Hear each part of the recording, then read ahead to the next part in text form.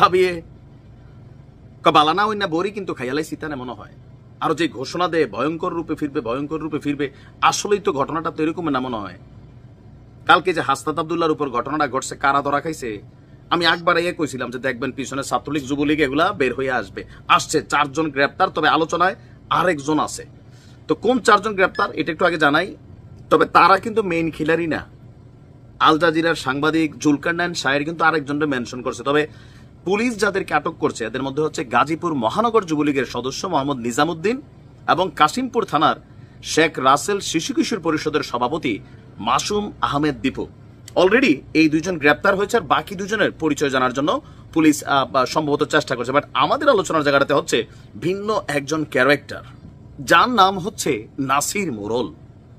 একবার না পারিলে দেখো শতবার, সম্ভবত এরকম একটা চিন্তা ভাবনা আছে ছাত্রলীগ যুবলীগের পোলাপানের মধ্যে বা আওয়ামী লীগের মধ্যে। কারণ তারা মনে করছে এই হাসনাতরা বা এই সার্জিসরা দীর্ঘদিন আওয়ামী লীগের সাথে থেকে, ছাত্রলীগের পতাকা তলে থেকে মন্ত্রী এমপি বিভিন্ন জায়গায় সুযোগ সুবিধা নিয়ে দিন শেষে তারা আওয়ামী লীগের পিঠে ছোড়া মারছে এজ এ ট্রেইটর তারা মনে করছে আওয়ামী লীগ। সো তারা ভাবতেছে না ভাই এদেরকে শেষ করে দিতে হবে।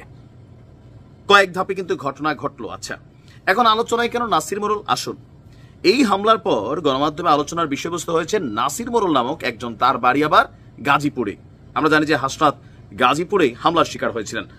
হাসনাতের হামলার বিষয়ে সাংবাদিক জুলকারনাইন শাহের, আল জাজিরার সাংবাদিক, তিনি একটা স্ট্যাটাস দিয়েছেন। তার একটা ফেসবুক আইডি পোস্টে তিনি লিখেছেন, হাসনাতের উপর হামলাকারী কি এই নাসির মোরল? তিনি একটা প্রশ্নবোধক চিহ্ন দিয়েছেন। এই সময় তিনি তার পোস্টের কমেন্ট বক্সে নাসির মোরলের বিভিন্ন পোস্টের স্ক্রিনশট শেয়ার করেন। এসব কমেন্টে অনেকেই নানা ধরনের নেতিবাচক মন্তব্য করতে দেখা গেছে।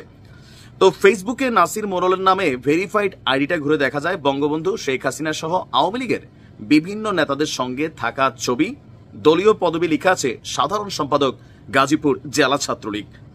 আর এখন আমরা আসলে ওই যে সাংবাদিক জুলকারনাইন শাহের তিনি কেন আসলে এটা লিখলেন বা তার এই পোস্টের সাথে পদবীর সাথে তিনি কেন খুঁজে পাইলেন যে এখানে কেউ ওই যে এখানে কয়েকটা পোস্ট আছে, যেমন এটা নাসির মোরলের এলাকা, একজন লিখছেন যে এখানে সমন্বয়ক যাওয়া নিষেধ, যদি আসেন এইভাবে আপ্যায়ন করা হবে, ধন্যবাদ, আবার আসবেন।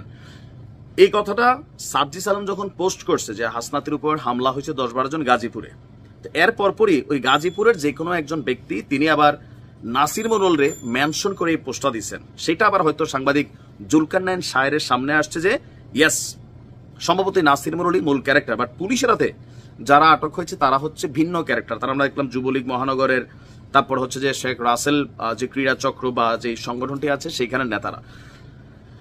এখন হাসনাতদের ইস্যুটা আসলে কতটুকু সিকিউর ইনসিকিউর এটা একটা প্রশ্ন আমরা গতকালকে দেখছি। এই ঘটনার পরে সারা বাংলাদেশে তাদের যারা সমর্থকরা আছেন, ফ্যান ফলোয়াররা আছেন, তারা এটা নিয়ে তীব্র প্রতিবাদ জানিয়েছেন, বিক্ষোভ চলছে, মশাল মিছিল চলছে, এনসিপির কার্যালয়ের সামনেও ঘটনা ঘটছে।